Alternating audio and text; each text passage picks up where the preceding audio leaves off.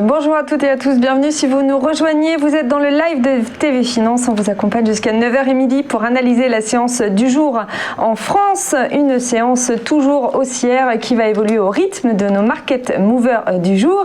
Des market movers que nous révèle tout de suite Antoine Fraisse-Soulier, Financial Market Analyst chez eToro. Bonjour Antoine, merci d'être avec nous ce matin dans le live en duplex.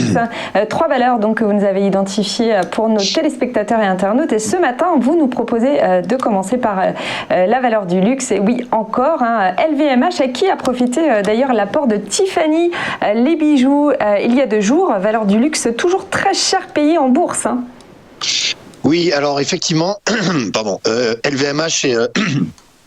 a inscrit encore une fois, et c'est vrai que les séances se suivent et se ressemblent pour la première entreprise française et même européenne, puisque LVMH a inscrit un nouveau plus haut historique, et ce matin d'ailleurs à l'ouverture on voit qu'elle est en hausse, donc elle enregistre encore un nouveau record, porté notamment par la recommandation et le relèvement de recommandation de Jefferies, qui porte son objectif de cours à 750 €.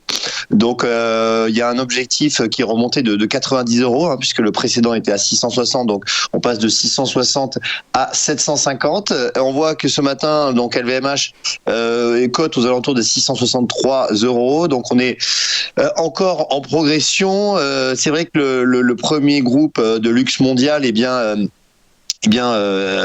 profite de la réouverture des économies, de l'accélération des ventes en ligne et notamment en Asie et en Chine. Et effectivement, quand on regarde le cours de bourse, graphiquement, on est toujours dans une dynamique très positive, soutenue par l'oblique haussière qui est tracée en bleu. Donc dès que on commence à s'approcher de cette oblique, le cours de bourse rebondit. C'est ce qui se passe à chaque fois maintenant depuis le mois d'octobre. On a un titre LVMH qui progresse de plus de 30% depuis le début de l'année et qui tire encore une fois le marché parisien à la hausse, et ça devrait se poursuivre encore pendant de longues semaines.